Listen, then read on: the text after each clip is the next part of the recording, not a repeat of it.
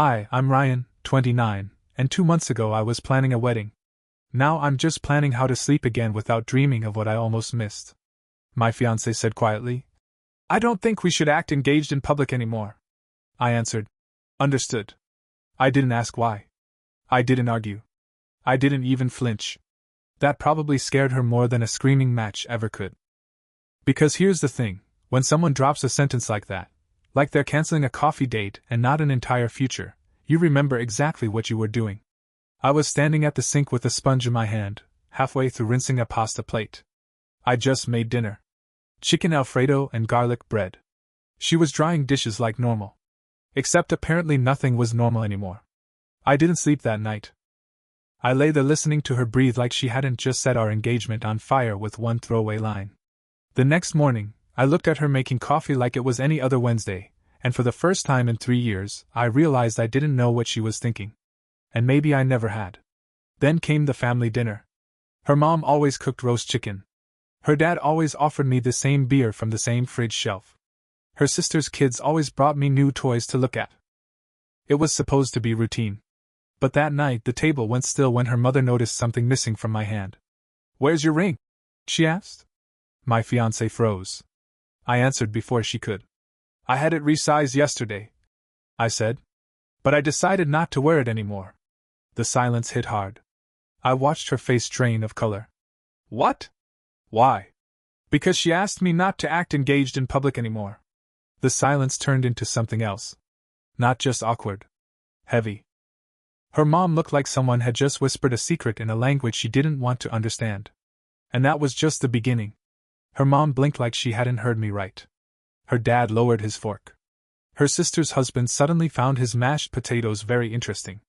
My fiancée stood up so fast her chair scraped the hardwood. Can we talk about this in private? She said, her voice tight. No, I said calmly. You made the request privately. But this. I gestured to the quiet, stunned dinner table. This is the consequence publicly. Her mom leaned forward, almost pleading. Sweetheart, is that true? Did you really say that? She hesitated. That hesitation told everyone exactly what they needed to know. I needed space. Everyone's been asking so many questions about the wedding. It's overwhelming. Her sister wasn't having it. So your solution was to ask him to pretend you weren't engaged? Instead of just telling people to back off. Her dad looked between the two of us. Have you been thinking about calling off the engagement? No, she said quickly. Too quickly. I didn't want to be under a microscope all the time. I looked right at her. You could have told me that. Instead, you told me not to act engaged. That's not the same thing as asking for breathing room. That's rewriting the contract while pretending nothing changed. She sat down again, trembling slightly. I could see it, the shame curling in under her collarbones, the tears she was fighting off. I almost felt sorry for her. Almost.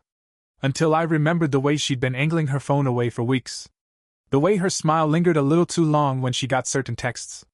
The way she'd shut down wedding talk unless I brought it up. Her mom finally spoke. Is there someone else? And there it was. Her head shot up wide-eyed. No. God, no. There's no one else. I just needed time. I didn't even blink. Time to do what, exactly? She couldn't answer. That silence said more than words ever could. I set my fork down neatly and stood up. Thanks for dinner. I told her parents. I should go. Her father stood too. Ryan, wait. Please. Let's talk this out. There's nothing to talk about. I respected her request. She wanted to look single in public. So now she is. And with that I walked out. But the real fallout? That came later. Starting with 14 missed calls, 26 texts, and a midnight buzz at my apartment door.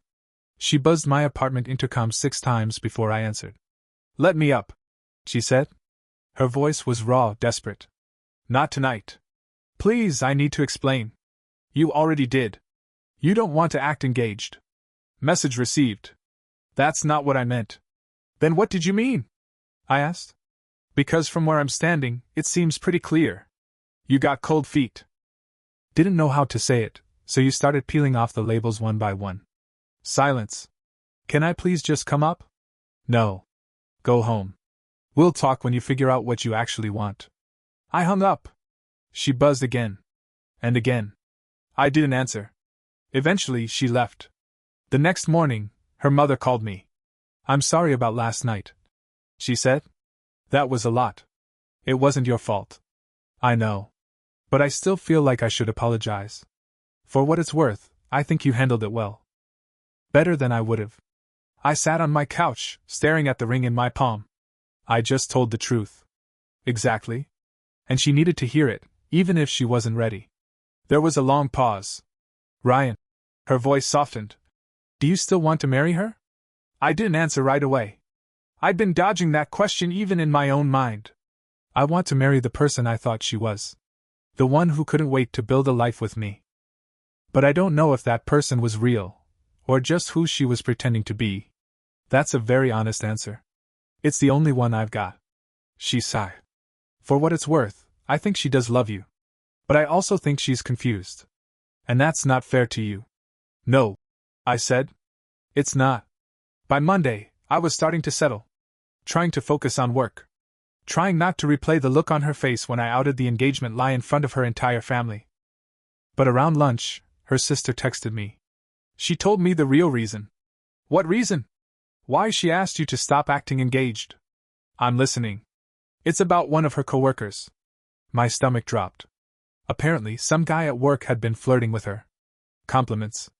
Late-night texts. Lunches that weren't quite dates but weren't just sandwiches either. She didn't shut it down. She liked the attention. And she didn't want the guy to know she was engaged. So instead of being honest, she asked me to hide the ring. To stop acting like we were planning a future. Also, she could entertain what-ifs without technically cheating. Her sister called it what it was, selfish, immature, and cowardly. And I agreed. That evening, when she showed up at my place again, I let her in. I needed to look her in the eyes when I asked. Why? She didn't deny it. Didn't even pretend. Just whispered. I was scared. And I messed up. But scared people don't gamble with someone else's heart. They don't take off their ring just to see who else notices. She stood in the middle of my living room, wearing sweatpants and one of my hoodies like it still meant something. Her hair was pulled into a half-hearted ponytail, her face blotchy from crying. I didn't cheat, she said softly. You don't have to sleep with someone to betray them, I replied. She sat on the edge of my couch like it might reject her. I didn't mean for it to happen. You didn't mean for someone to flirt with you, or you didn't mean to enjoy it? She winced. There it was. I didn't mean to hurt you. You didn't stop it either. That's the part that keeps echoing in my head. You wanted both. Me as your backup. Him as your fantasy. That's not fair. No, what's not fair is me spending 3 years believing we were building something real, only to find out you were mentally halfway out the door because some guy in slacks gave you butterflies in the copy room.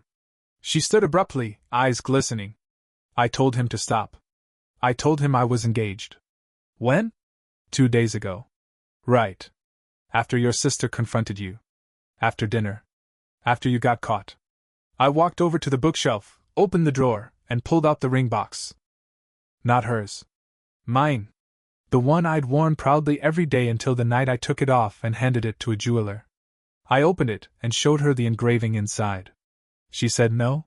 She stared at it like it was a foreign object. That's cruel, she whispered. No, I said. It's accurate. Not dramatic. Not bitter. Just true. I didn't say no, she said again, almost to herself.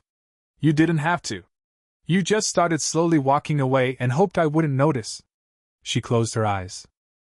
I've been going to therapy. I've been trying to figure out why I did what I did. That's good. Truly. I hope it helps you.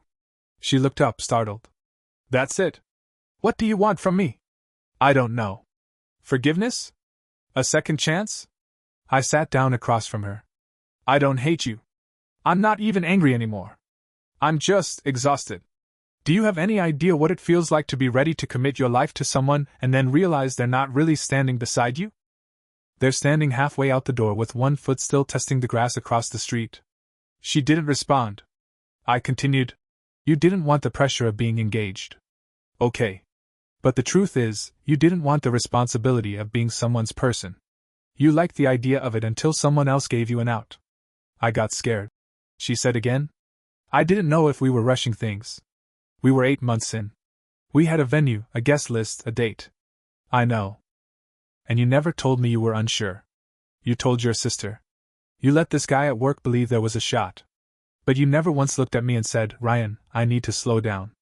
You just took off the ring, metaphorically and literally. She broke then. Her whole body shaking as she cried, not the polite kind of crying, but the kind that cracks out of your chest like a broken rib. I sat there and watched, and I wanted to comfort her. I wanted to go over and hold her like I used to. But that part of me had gone quiet. I didn't realize until that moment how final the shift had been. I miss you, she choked out. Every second. I miss us too, I said. But I don't think we're the same people anymore. Silence. She nodded, wiping her face. I'll go. She stood, looking back once from the doorway. Do I have a chance? Ever? I gave the most honest answer I could. I don't know. She left. And the door didn't feel like it closed on a maybe. It felt like the end of a sentence. 2 weeks passed. We exchanged a few texts, mostly about logistics, stuff she still had at my place, or a utility bill we hadn't split yet. No emotion, no openings. Just facts. Her mother called me again and asked if I'd come to dinner. No pressure, she said. No surprises. Just us. I hesitated. Then agreed. When I arrived, her dad greeted me with a handshake and a quiet, I'm glad you came. Her mom had that look people wear when they want to hug you but aren't sure if you'd welcome it. So I hugged her first. They didn't bring her up at first. We talked about work, about the weather, about her dad's obsession with restoring old radios. And then her mom finally said, We're not here to sway you. We just wanted to thank you. For what? For being good to her. For being honest when it mattered. For treating this whole thing with more grace than we could have expected. I set my fork down. She's not a villain. No, her father said. She's just lost. And I'm just tired. They nodded. She ended things with that coworker. Her mom said gently. Told him she was engaged. Told him never to contact her again. That's good. She's in therapy. She's trying to understand why she self-sabotaged something good. That's good too. They looked at me then, a different kind of quiet in their eyes.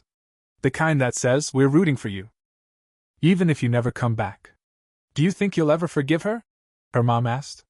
I think I already have, I said. But forgiveness doesn't mean reunion. It just means I'm not carrying the bitterness. Her dad raised his glass. That's more than most people can manage. We clinked glasses. When I left that night, her mom hugged me again. Whispered something I'll probably never forget. Whatever you decide, Ryan. I hope the next woman in your life sees what you're worth and never makes you question it. I didn't cry until I got home. And even then, I wasn't sure if I was crying because I missed her, or because I was finally ready to let her go. 3 weeks post-breakup, I woke up at 6 a.m. to a message from her. No hi. No hey. Just, I mailed the ring. You should have it by Thursday. I stared at the text like it might rearrange itself into something else if I blinked long enough. I'd asked for the ring back 2 weeks prior. Not out of pettiness, just closure. I didn't want to keep a symbol of a promise that was broken on both ends. But now, seeing those words written so flatly, it felt like a tombstone. Thursday came. The package arrived during my lunch break. Small box. No note. No perfume. No hesitation. I opened it slowly. Her ring sat inside, clean, gleaming, exactly as I remembered it. Still shaped like forever, even if it wasn't. I didn't cry. I didn't feel anything at first. I just stared at it for a long time. Eventually, I took out both rings, hers and mine, and placed them side by side on the counter. His and hers. Endings and beginnings. Symbols of something we had almost done. I didn't sell them. Didn't throw them out. Just tucked them away in the same drawer where I'd been keeping all the other leftovers of our life. Save the date cards, guest list spreadsheets, a wedding playlist we never used. That weekend, I went out with some friends. First time in a while. I didn't feel like celebrating, but I needed to remember I had a life outside of her. Halfway through the night, I got cornered by a woman I barely knew, mutual friend, someone from college maybe, who'd heard the story. Is it true? She asked. eyes wide with fascinated pity. She asked you to stop acting engaged because of a coworker? My jaw tensed. You know, you could just say hi like a normal person. She laughed awkwardly. Sorry, it's just, everyone's talking about it. Great. Even my heartbreak had gone viral. I left early. When I got home, I pulled up my old lease, the month-to-month backup apartment I'd never let go of. The one she used to call my just-in-case parachute. Guess I needed it after all. The place was small but mine. Quiet but safe. And for the first time in weeks, I looked around and didn't feel like something was missing. That Monday, her sister texted me again. Just FYI, she's taking a leave from work. Because of him? No. Because of her. She's finally doing the self-work she always avoided.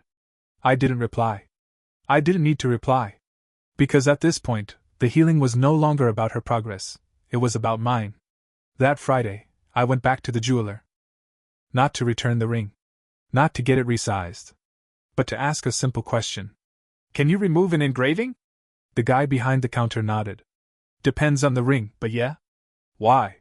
I handed him my band. The one that used to say she said no? He squinted at the words. Oof. Yeah, I said. Time to let that chapter go. He asked me if I wanted to engrave something new. I thought for a second. Then nodded. Saved myself? He smiled. Now that's an upgrade. It would be ready in 2 days. When I got home that night, I poured a drink, sat on my balcony, and let the cold air wrap around me like a reset button. I didn't feel angry. I didn't feel numb. I just felt alive again. Not broken. Not better. Just real. That weekend I ran into her dad at the hardware store of all places. He looked surprised but happy. You look good, Ryan. Thanks. You too. He hesitated. Mind if I ask how you're doing? I shrugged. Some days are rough. But most days? I'm okay. Getting better. He nodded. She's not. Not yet. But she's trying. I hope she figures it out. He put a hand on my shoulder. So do I. But don't wait for her. I'm not. We parted ways without much more. Just a mutual nod between two men who understood that sometimes the person you love isn't the person you can live with. That night, I opened her email again. The one she'd sent the week before. It was long. Rambling. Messy. But honest. She didn't ask me to come back. She didn't beg. She just said sorry in every way that mattered. Acknowledged her fear. Her selfishness. The way she'd used me as a steady rock while she let herself drift toward other tides. I thought about replying. Then I didn't. Not out of cruelty, but because there was nothing left to say. Some stories don't need sequels. They just need an ending. And I was finally ready to write mine. The newly engraved ring was ready on Monday. When the jeweler handed it back to me, he didn't say much, just gave a small nod like he knew this wasn't really about jewelry anymore. I thanked him, stepped outside, and stood on the sidewalk holding a tiny box that somehow felt heavier than it should have. Back in my apartment, I opened it slowly. The inscription glinted faintly in the light. Saved myself? It wasn't a victory chant. It wasn't smug. It was just the truth. A quiet truth. The kind you don't shout from rooftops, just carry with you like a scar that no longer hurts. I didn't wear the ring, though. Not yet. I wasn't ready to claim a symbol of being ready again. I wasn't even sure I wanted to be ready again. I just needed to know that when I was, it'd be for the right reasons this time. Later that week, her mom sent me a small care package. Cookies, a book she'd once recommended to me, and a note in her warm, cursive handwriting. Just in case no one's told you lately, you did the right thing. You deserve joy that doesn't make you second-guess yourself. Thinking of you? I sat on my couch for a long time holding that note. It was weird, this kindness from someone technically on her side. But it reminded me that not every breakup leaves behind scorched earth. Some just leave behind ghosts. Gentle ones. Ones you can live with. That Saturday, I visited my parents. They didn't know all the details, just that the engagement was off and I was going through it. My mom hugged me at the door. My dad patted my back like he'd been waiting his whole life to say. Told you to trust your gut. Over dinner, my mom finally asked what happened. I kept it simple. She changed her mind about being engaged. I didn't. That seemed to be enough. On the drive home, I realized how long it had been since I felt like myself. For months, maybe even longer, I'd been adjusting, shrinking, compromising, rewriting my instincts in real time just to keep us perfect. And the truth? We never were. We were good. Really good. But not perfect. And when cracks started to show, she panicked. Instead of repairing, she started covering. Hiding. Flirting with the idea that someone, might be easier. And I let it go on too long. Because I loved her. Because I believed in her. Because I wanted it to work so badly that I stopped checking if it actually was working. That's the part one had to own. I wasn't a fool. I wasn't blind. I just loved someone who, when tested, chose to see how far she could stretch my trust before it snapped. And it finally did. The following week, I started therapy. First session felt like a confession booth. I told the therapist everything, from the pasta dinner that started it all to the moment she buzzed my door and I said, "Not tonight." He nodded. Took notes. Asked the kinds of questions that didn't come with answers yet. But it felt good. Like I was finally cleaning out a room I'd let gather dust for too long. Midweek, I got a text from her again. "I saw your ring post. The engraving." I blinked. Hadn't posted anything public. Just a private note in a group chat with a few close friends. Apparently someone shared it. "I'm glad," she wrote, "that you saved yourself. Me too. I miss you." I stared at that one for a while. Typed 3 different versions of a response. Deleted each one. Finally I sent, "I miss who we were. But we're not those people anymore." She didn't respond after that. A few days later, her sister messaged me again. "She's moving. New apartment. Good for her." I replied. "She's finally doing the things she said she'd do when you were together. Therapy. Boundaries. Accountability. I'm genuinely glad." She asked me to tell you she's not trying to win you back. She just wants you to know you weren't the reason she cracked. You were the reason she didn't fall apart completely. I didn't reply to that one. Because sometimes closure isn't a conversation. It's a quiet understanding between two people who know the story's over, and still hope the other finds peace on their side of the ending. 6 weeks after the dinner that shattered everything, I stood at the edge of a quiet beach just outside the city. Not symbolic, just a weekend trip I'd planned for myself. No ring. No expectations. No one to answer to but the waves. I'd taken time off work. Told everyone I needed a reset. They understood. Breakups, even clean ones, leave a residue. I didn't want to be in my apartment where every drawer still remembered her. I didn't want to be at my favorite bar where someone might ask, "Hey, weren't you the guy who?" I needed somewhere without echoes. And out here, with my phone on airplane mode and my feet in the cold December sand, I finally felt the silence settle in instead of on me. I hadn't spoken to her since that last message. Hadn't responded to her sister either. It wasn't coldness. It was clarity. Sometimes the only way to protect your heart is to stop letting someone try to make it up to you. Not every love deserves an encore. I took the engraved ring out of my pocket. Not to wear it. Just to hold it. Saved myself. It still made me smile, sad, sure, but real. Not bitter. Just honest. A reminder that I chose me. For a long time, I thought love was about forgiveness, about holding on through doubt, about weathering every storm. But now I know, it's also about knowing when the ship has taken on too much water. When patching holes becomes denial. And if someone asks me someday what happened to that engagement, I'll just say this. She didn't cheat. But she opened a door that was supposed to stay shut.